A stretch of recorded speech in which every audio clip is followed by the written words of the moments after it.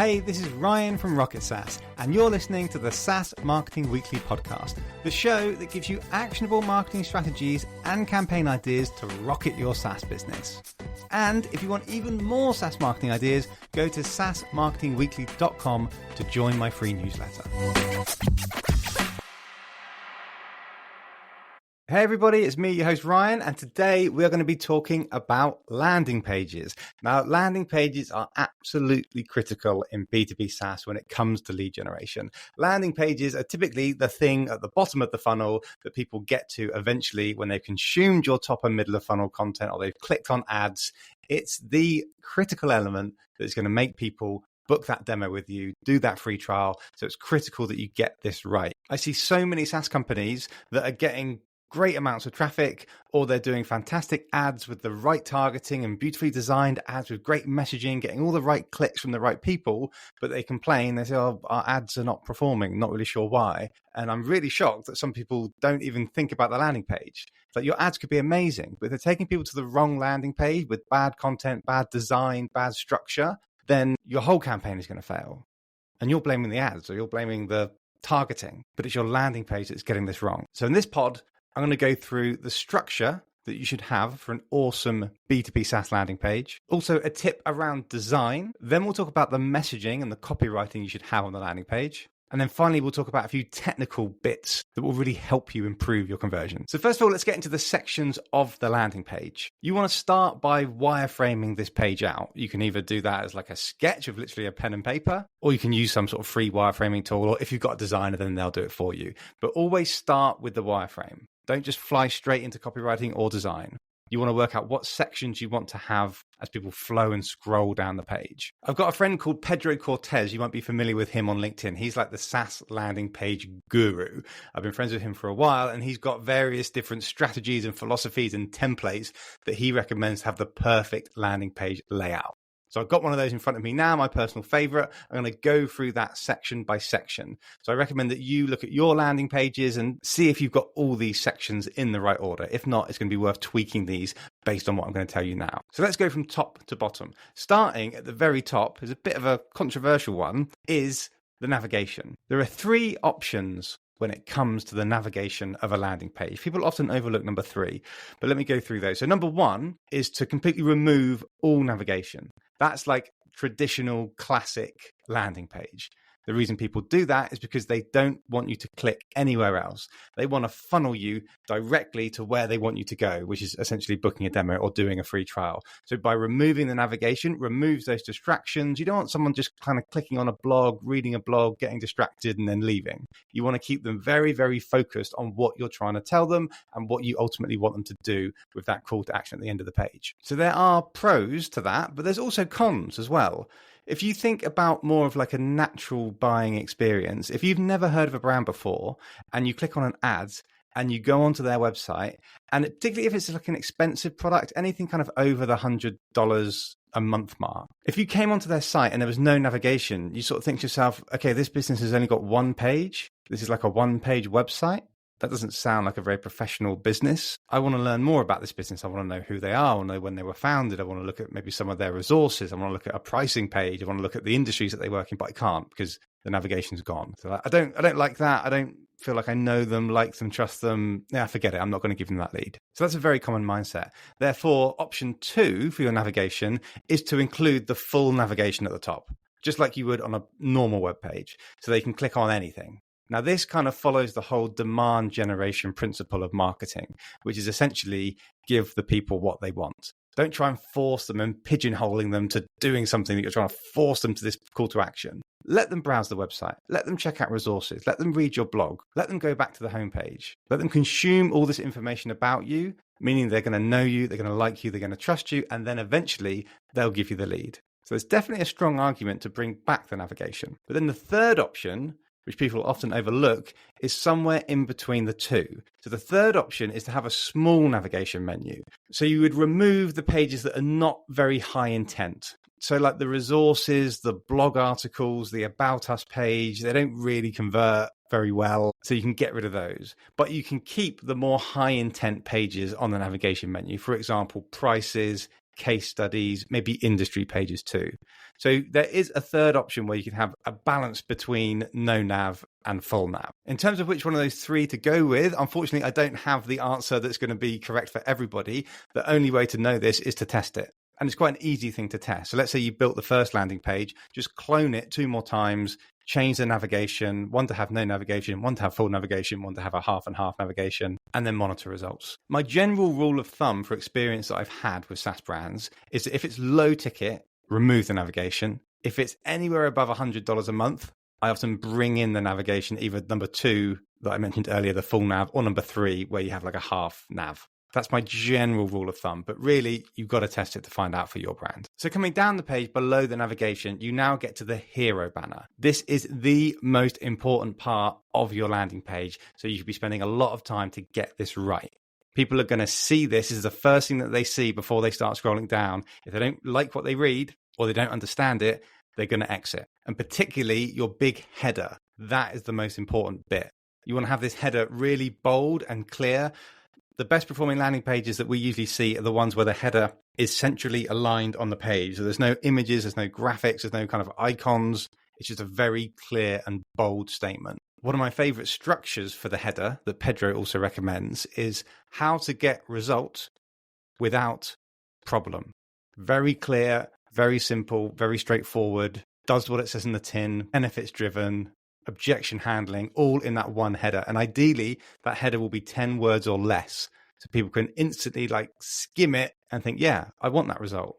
And great, I don't have to do that objection thing as well. So this header is also called a hook. Now, if you want examples of great hooks, if you check out my previous podcast episode, I give you loads of examples of great headers, great hooks that you can implement into your landing pages, websites, general marketing activity. So check that out. Now, after or just below the header, that's where you have the subheader. So this can be more like sort of 15 to 25 words, something like that. And this subheader should create curiosity. It should make people want to scroll down and learn more. So within the header, you're explaining how someone can get a result. In the subheader, you want to be explaining broadly how they can get that result. So that's where you broadly introduce your platform. And people think that sounds like a great platform. I need to scroll down to find more.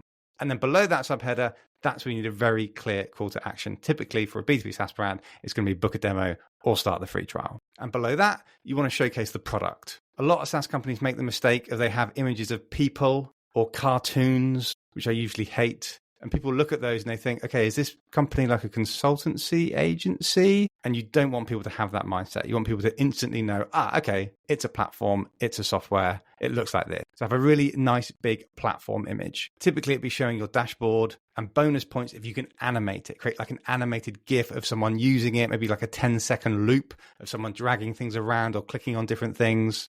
Check out the Slack website, they do it brilliantly. So coming down the page, you want to start getting some social proof. Show some logos of your existing clients. And don't worry if they're not household names. I would still get company logos in there. It shows you're professional. It shows you've got clients. It shows that people trust you.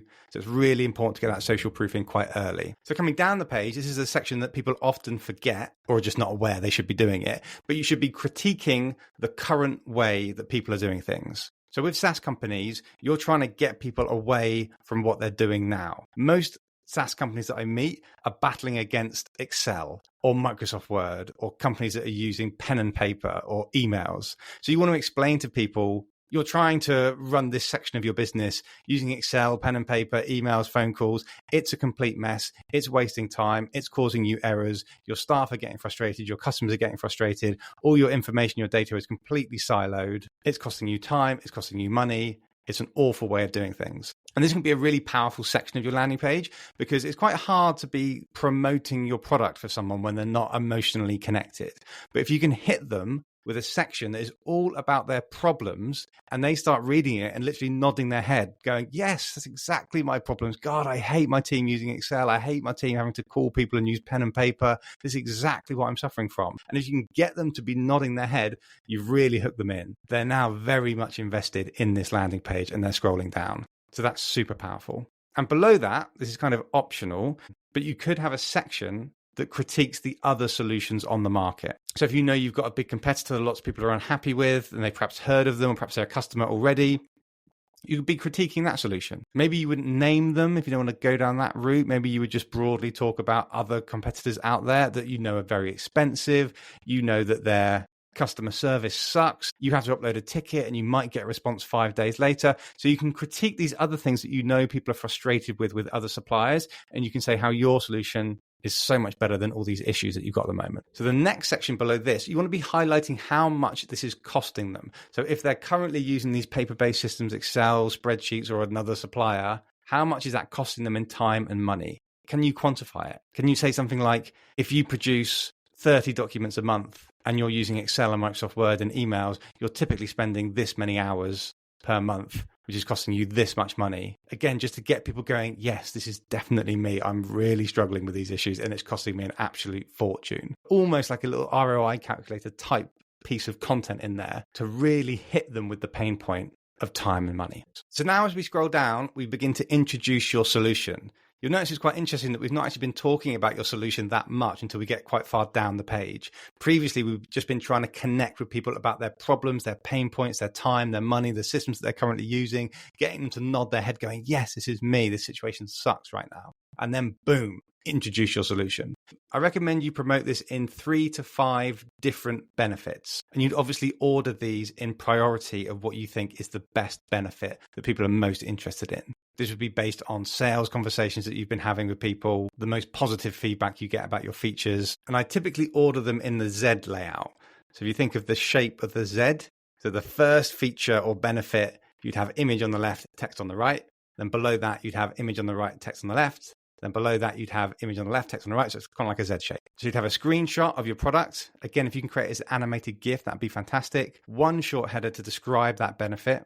Then a subheader, and it'd be great to get a little testimonial about that particular benefit or feature. That's a really powerful way to show testimonials, is to have specific testimonials for each of the features or benefits that you're talking about. So once you've got 3 to 5 of your benefits listed with screenshots, you then want to get back into the social proof. Start showing case studies. I'd have 2 case studies side by side, and I'd really try and emphasize facts and stats. Don't just have a case study that says, we had a great partnership with this HR company. They're really happy. You want to say something like, company name, reduced employee churn by 22% since working with us. Because by getting facts and stats in there, it becomes more believable. It sounds more tangible. People think, wow, 22%. If I could have the same result in my business, that'd be incredible.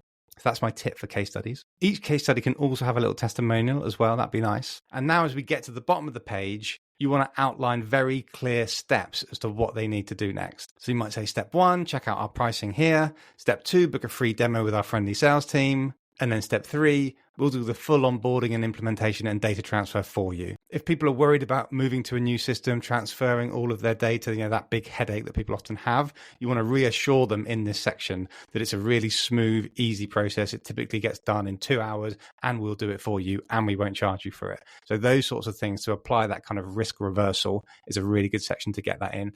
And then you have a really big call to action about booking the demo, starting the free trial. And then I finish with FAQs. FAQs are a great way to handle objections, because what you'll find is when you're doing the copywriting for the landing page is that you're going to have too much content.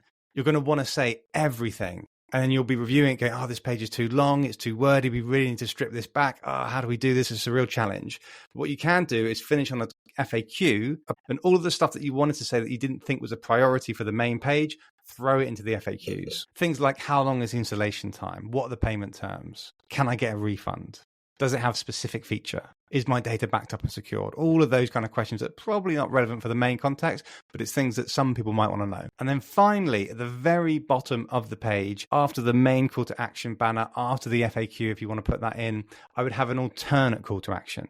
Because the issue that you'll find is a lot of people that have come onto this page for the first time is maybe they really like it, but they're not quite convinced. Maybe they don't have the budget right now. Maybe they need to speak to their boss. Maybe they're a little bit skeptical because it's the first time they've heard of your brand. So you don't want them to just leave the page and hope they remember you. You want to offer them an alternate call to action, something that's a little bit softer, that is going to get them into the funnel. So for example, it could be signing up to a webinar, or watching back an old webinar, or downloading an ebook. Something a little bit lighter touch so that you're sweeping up those people that are not quite ready to do the main call to action. So that's it in terms of layout. Now I'm going to go to design. The best designed landing pages that convert the most are usually quite plain, not overly creative, because creative pages are quite distracting. I've seen these awful landing pages with loads of like complex parallax scrolling and kind of icons flying around as you move the mouse. Far too distracting. Anything that is distracting takes people away from actually reading the words, and that's what you need people to do. So keep it relatively plain, not to the level of being unprofessional, but don't go overboard on the creativity. Clear and clarity are the two main things when it comes to design. And then the other thing when it comes to design that I mentioned earlier is having really clear software screenshots. Do not just copy and paste a screenshot of your software, because that'll just be too confusing. People will end up kind of leaning into the monitor to try and work out what this piece of software says. I can't read the font, it's too small, it looks a bit complicated. So get a designer to take the screenshot of your software, let's say the dashboard, for example, and customize it for the website, stripping out the detail, pumping up the font, maybe even tweaking the UI, improving the colors, make it a little bit brighter, a little bit more eye-catching, a little bit more friendly looking, maybe adding in some photos of people to make it come to life a little bit more. There's subtle ways you can do this without taking it too far away from the product, just giving it a lift. Great example I mentioned earlier, the Slack website. You probably know what the Slack platform actually looks like. If you look at how they display it on their website, it's beautiful. It's the same kind of platform. They've just given it a lift for the website, pumped up the font, got rid of the detail, works brilliantly. So check that out. So now moving on to messaging. This is the most important bit of the whole landing page. I'm not going to go into too much detail because my previous episode was all about messaging. So check that one out. But the key overview is you want to be talking about benefits, not features. People emotionally connect with the benefits, the results that you will give me, not the features that you have. I don't want your features. I want the benefits that they will bring me. The other main thing you should focus on with messaging is being specific and clear. Avoid buzzwords, avoid clever brand phrases, go for a does what it says on the tin approach, and be specific about the value that your product offers. No broad, vague terms. And then finally, talk to the audience. Do not talk about yourself too much. Don't say, we do this, we have this feature, we offer this benefit. It's you. Talk about you. This is how you can get this benefit. This is how our product benefits you and your team and your revenue and your time saving. So really flip that approach. Don't talk about yourself, talk about the audience. And the final thing to talk about with landing pages today is the technology. You can obviously build landing pages on your website CMS like WordPress or Webflow. They're perfectly good, but I found that they're not great with things like A/B testing. I've tried to find WordPress plugins to help with A/B testing. It's not been great.